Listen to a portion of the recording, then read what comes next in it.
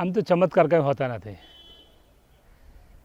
પણ સાચા શ્રદ્ધાવાળા, સાચા વિશ્વાસવાળા અને સાચા જે મા ભગવતીના ભક્તો છે એના માટે તો દરેક ડગલે પગલે ચમત્કાર હોય છે, કારણ કે એને આખું જીવન છે ને એ માને સમર્પણ કર્યું છે અને મામાં ખૂબ વિશ્વાસ ધરાવે છે, એટલે જ એને એ શ્રદ્ધાથી એને ચમત્કાર માનતા હોય છે. આ દુનિયામાં ચમત્કાર તો કોઈ હોતા નથી અને ચમત્કાર બે ક્ષણ માટે હોય છે, પણ મા ભગવતી જે જગદંબા કરે એ હંમેશા માટે ચાલતું હશે અને એ જ સાચા ચમત્કાર હોય છે.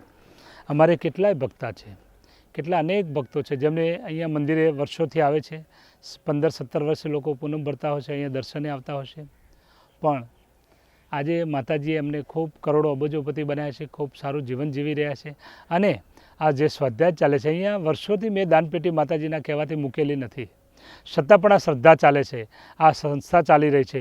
એ ભક્તોને માતાજીએ ખૂબ કૃપા કરી છે, અનેક ઘણા કરોડો રૂપિયા આપ્યા છે, એના લીધે આ સંસ્થા ચાલે છે. એટલે જો કદાચ તમારે ચમત્કાર માનવો હોય તો આ જ છે, કારણ કે પૂનમે 5,000 માણસને જો ભગવતી લાડુ, દાળ ભાત, પૂરી, શાક, ગાંઠિયા ખવડાવતી, આનાથી મોટો બીજો ચમત્કાર કોઈ હોઈ શકે નહીં.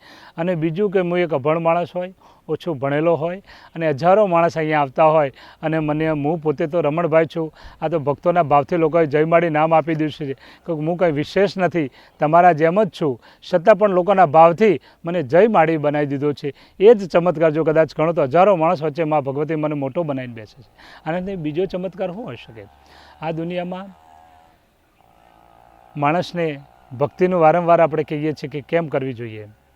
આ દુનિયામાં માણસના ગજવામાં રૂપિયો ક્યાંથી આવે છે એ પણ ખબર નથી, રૂપિયો ક્યાં વપરાય છે એ પણ ખબર નથી અને હવે પછી ક્યાં જવાનું છે એ પણ ખબર નથી. એમ આ ખોરિયામાં આત્મા ક્યાંથી આવે છે એ ખબર નથી, આ ઠામમાં ક્યાં સુધી રોકાવાનો છે એ ખબર નથી અને આ ઠામ ખાલી કરીને ક્યાં જવાનો છે એ પણ ખબર હોતી નથી. અને આ ખબર મેળવવી હોય તો મા ભગવતીનું કોઈ સદગુરુનું શરણું લઈ દેવું જોઈએ, ત્યાં જ તમને સાચી ખબર પડશે.